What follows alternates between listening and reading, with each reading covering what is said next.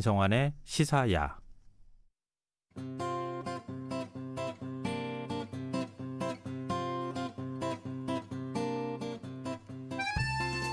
에티오피아 연방정부와 북부 지방인 티그라이 군사정부 사이에 내전이 이어지면서 민간인 피해가 커지고 있다고 합니다. 에티오피아 내전이 인접국가에 대한 공격으로 또 이어지면서 동아프리카 지역 전체가 위험한 상황에 처해 있다고 하는데요. 세계이면 오늘은 에티오피아의 내전에 대한 얘기를 좀 나눠보도록 하겠습니다. 외신캐스터 전주현 씨 나와 계십니다. 안녕하세요. 네, 안녕하세요. 네. 에티오피아 사실 관심을 좀 별로 안 가졌어요. 네. 저뿐만 아니라 많은 분들이 그런 일이 있었어? 이렇게 네. 생각하실 텐데요. 내전이 어떻게 시작됐는지부터 얘기를 좀 해주세요. 그러니까 아비 아모드 총리가 이끄는 에티오피아 연방정부가 있는데요. 4일에 티그라이주의 지방정부인 티그라이 인민해방전선의 분리독립 움직임을 견제한다. 이런 명목을 내세워서 공습을 단행을 했습니다. 그래서 내전이 시작이 됐는데요. 지금 20여일 동안 공습이 이어지고 있거든요. 그래서 내전으로 수백에서 수천 명이 사망한 것으로 지금 추산이 되고 있고요. 3만 명 이상이 이웃 국가인 수단으로 지금 피난을 떠난 그런 상황입니다. 지금 국제 앰네스티가 지금 전쟁 학살 같은 그런 전쟁 범죄 혐의가 있는 그런 사건도 발표를 했는데요. 네. 9일에 북부에 있는 한 마을에서 수백 명이 살해됐다. 이게 민간인 대량 학살로서는 이번 내전 이후에 처음입니다. 학살을 벌인 주체가 누군지는 명확하게 확인이 되진 않았는데 일단 목격자들은 이 지역을 통치하던 티그라이 인민해방전선 추종 세력의 소행으로 지금 여기고 있는 그런 분위기입니다. 앞서 아비 총리도 북부 도시를 탈환한 뒤에 정부군이 처형된 뒤에 방치돼 있었다 이런 발표를 한 적이 있는데요. 지금 에티오피아 의회가 거브라 마이클 티그라이 주지사를 포함한 39명의 관료, 정치인들의 면책 특권을 없애기로 했고요. 에티오피아 경찰도 최근 수도에서 이 티그라이 인민해방전선 지지 활동을 벌인 혐의로 200여 명을 체포하는 그런 일도 발생을 했습니다.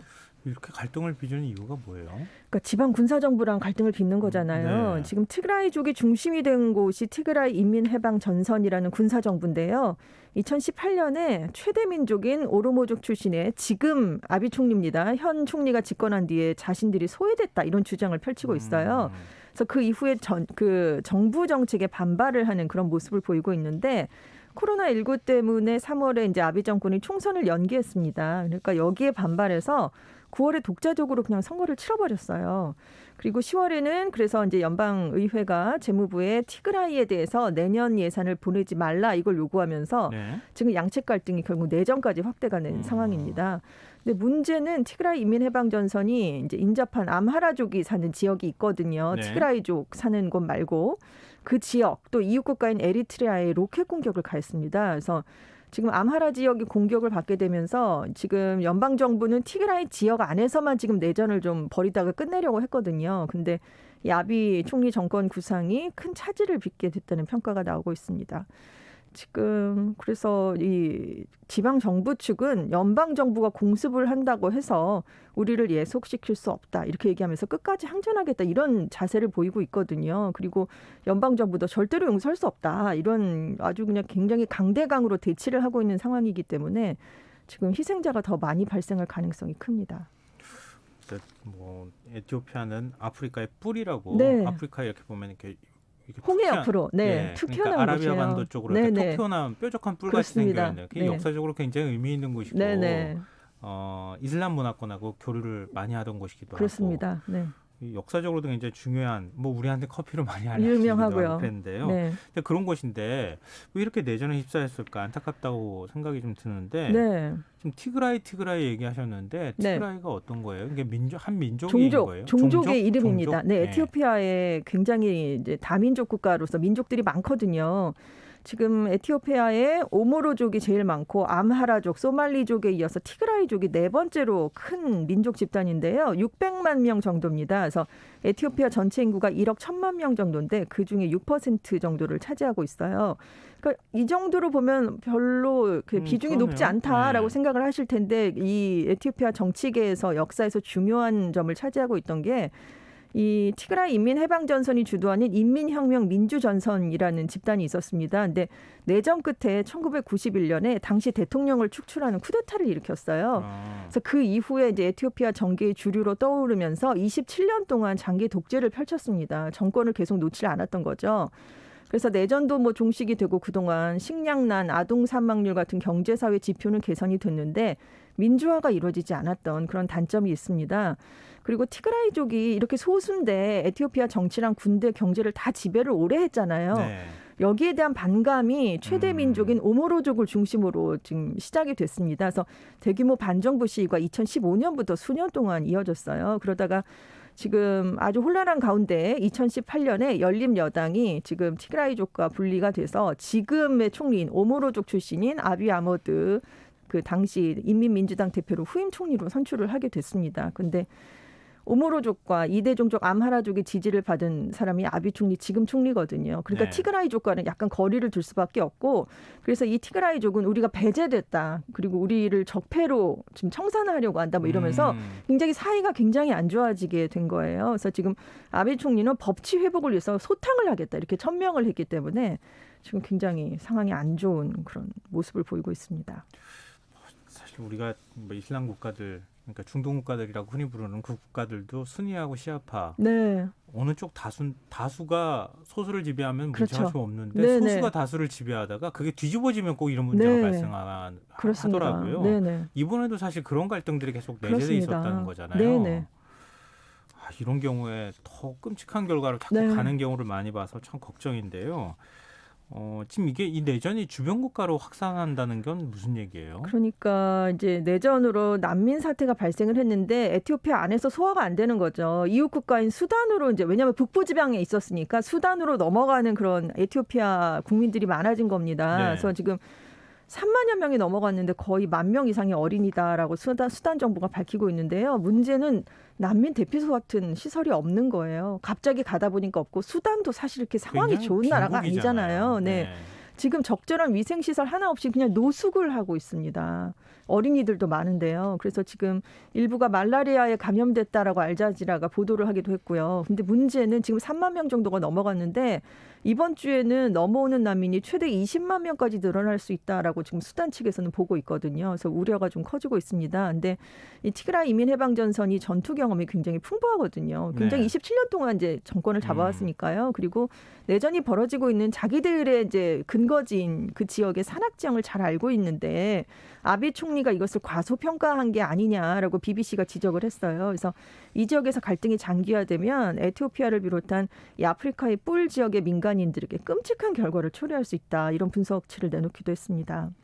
근데 지금 이 내전이 에리트레아로 네. 옮겨붙을 수도 있다. 네. 이런 얘기가 나오는데 네. 에리트레아는 굉장히 특이한 국가잖아요. 그렇습니다. 아프리카에서는 네. 굉장히 내정이 안정되어 있는 국가이기도 하고 네. 국민소득도 제일 높은 축에 속하는 것으로 제가 알고 있거든요. 지금 에티오피아 북쪽에 있다라고 그냥 생각을 하시면 될 것 같아요. 지금 이탈리아랑 영국의 식민지를 거쳐서 에티오피아에 편입이 됐는데 나중에 독립전쟁을 통해서 나라를 건국한 그런 곳입니다.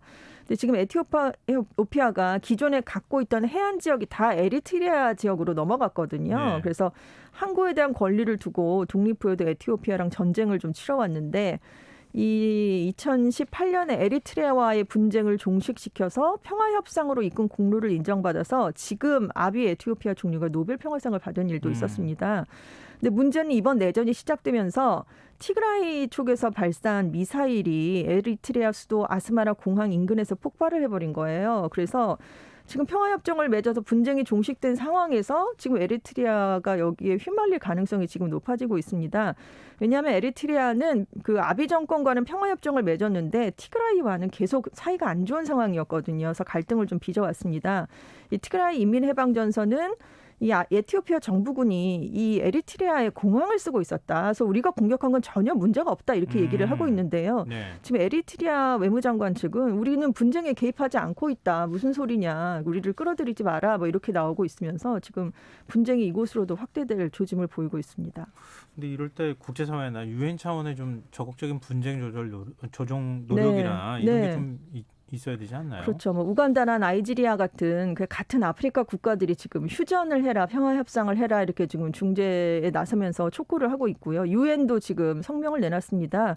그 양측에다가 다 민간인 원조를 위해서 임시라도 휴전을 하자 이걸 지금 20일에 촉구하는 그런 성명을 내놨어요.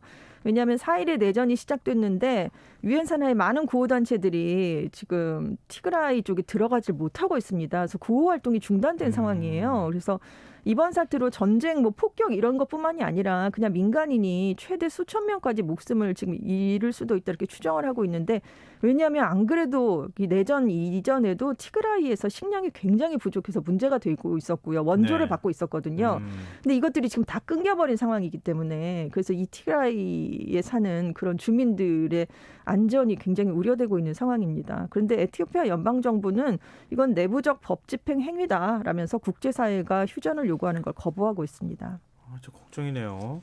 근데 우리 외교부는 어떤 입장입니까? 지금 일단 여행 경보가 상향 조정이 됐어요. 에티오피아 티그라이 전역의 여행 경보가 3단계 철수 권고로 11월 12일부로 상향 조정됐습니다. 그래서 여행할 예정인 국민들께서는 여행을 취소 연기해 주시기 바라고 체류 중인 국민들께서는 아주 기묘한 용무가 아닌 한 철수해 주시길 바란다라는 당부를 내놨는데요. 지금 티그라이 지역에 우리 교민 2명이 남아있는 것으로 알려지고 있거든요. 그래서 2명이 있어요. 네, 계시답니다. 그래서 네. 외교부가 영사조력에 총력을 기울이고 있고요. 지금 우려를 나타내면서 조속한 긴장 완화 조치를 통해서 에티오피아가 안정을 되찾기를 기원하겠다 이런 성명을 발표했습니다. 근데 앞서 에티오피아 총리가 노벨 평화상을 네. 받았는데 그게 분쟁 조정 네. 중재, 그렇습니다. 평화협정을 이끌었죠. 평화협정 네. 한 걸로 노벨 평화상을 받았다고 그렇습니다. 얘기하셨는데 네. 그러면은 그 상에 빛이 좀 바라겠는데요. 그렇죠. 그럴 수밖에 없습니다. 지금 20년 동안 양국이 내전을 벌여왔거든요. 그게 이제 여러 번 중재가 들어갔었는데 이게 평화협정으로 전혀 이어지질 못하다가 지금 전격적으로 아비 아머드 총리가 그쪽으로 영토도 좀 내주고요. 그러면서 이게 양국 간 벌어진 20년간의 무력 분쟁이 2018년 9월 16일에 평화협정이 체결되면서 공식적으로 종식이 됐습니다. 이 아비 총리가 아버지가 오모로족 무슬림이고요. 어머니는 암하라족 기독교도입니다. 그러니까 종교도 다르고 1, 2위 종족이신 거죠. 아버지는 양쪽에서 관련이 있네요. 그래서 종교 간 대화 기구를 만들면서 갈등 해소 공존에 힘써온 인물이어서 이렇게 평화협정에 나설 수 있었다. 이런 평가를 그때 많이 받았어요. 그래서 지금 혼란스러운 국면에서 42세라는 젊은 나이에 총리가 됐는데 지금 평화, 개혁 같은 걸 내세워서 환호를 받았습니다. 그래서 별명이 동아프리카의 메시아였어요. 네. 그렇게 큰 평가를 받던 인물인데 이번 내전을 자기가 시작했거든요. 공습을 먼저 했습니다. 그래서 아비 아머드 총리의 리더십에 대한 의문이 지금 나오고 있는 상황입니다. 노벨 평화상을 받았는데 네, 평화상을 받은 인물이 이렇게 내전을 지금 공격을 하는 내전을 거예요? 촉발하고 절대 끝낼 수 없다 이렇게 나오고 있으니까요. 아니 그럼 그건 어떻게 된 건가 이런 얘기가 나올 수밖에 없죠. 그래서 노벨위원회가 네. 좀 이렇게 긴장 관계를 높이지 않았으면 긴장을 높이지 말라 네네. 이런 식의 어떤 메시지를 낸 거군요. 그렇습니다. 그래서 노벨위원회가 이 에티오피아 상황을 우리는 면밀하게 지켜보고 있다. 모든 당사자가 폭력 확대를 중단하고 평화로운 방법으로 이견과 충돌을 해결하는 데 기여할 책임을 나눠 가져라. 이런 강조하는 성명을 냈는데요.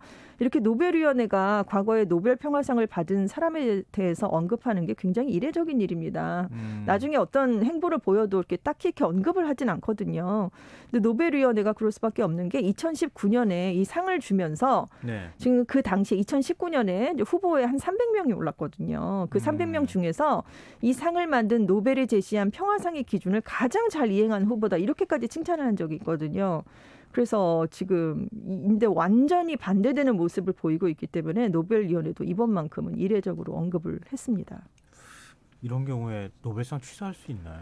그 취소 얘기는 나오질 않고 있어요. 취소하게 되면 노벨위원회의 어떤 네. 권위나 위신이 추락하는 그렇습니다. 일이 같이 발생하는 거 네. 아닌가. 가급적이면 노벨위원회에서도 안 했으면 좋겠다 이렇게 그렇겠죠. 생각하니까 지금 이렇게 네, 얘기하는 그렇습니다. 거 아니겠어요? 네. 근데 해외 언론들의 반응은 별로 좋지 않을 것 같아요. 그렇습니다. 특히 뉴욕타임스가 이 아비 총리의 경우를 들면서 수상자 선정 과정에서 신뢰가 훼손되고 있다 이런 지적을 내놨어요.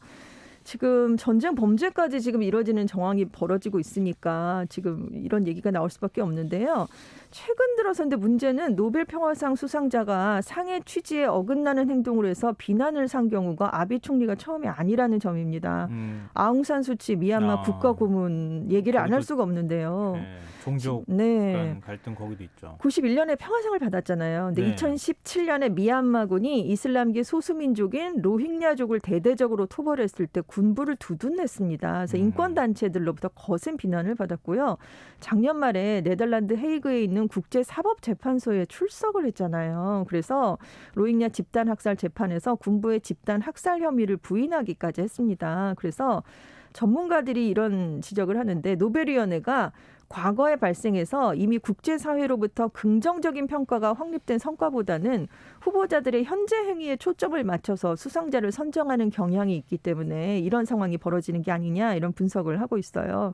그래서 이제 과거에 논란의 여지가 없는 성취를 이룬 후보를 선정하는 안전책을 앞으로 택할 수 있다 뭐 이런 얘기도 나오고 있는데 문제는 최근에는 현재 진행 중인 일에 대해 상을 주는 경우가 많다는 겁니다. 왜냐하면 후보자들이 상에 걸맞게 행동하도록 격려하려고 하는 그런 취지가 있기 때문이래요. 그래서 완전히 논란이 종식된 과거의 인물보다는 현재 벌어지고 있는데 뭔가 네. 긍정적으로 뭔가를 하려는 그런 사람들에게 상을 주는 경향이 있다는 거죠. 근데 나중에 지금 몇 년 안 된 거죠. 2019년에 상을 받았는데 지금 2020년 말에 이런 일이 벌어지는 거니까요. 이런 경우는 지금 뭐 발생하는 걸 피할 수가 없지 않겠냐 이런 얘기가 나오고 있습니다. 과학성이나 의학성 이런 거는 이 학계에서 완전히 검증되고 네. 난 다음에 상을 주는데 그렇죠. 평화상은 현재 진행형의 사건에 네. 대해서 상을 주니까 거기에 네. 기여한 인물을 네. 이런 일이 발생하는 거 아닌가 생각이 그렇습니다. 드는데요.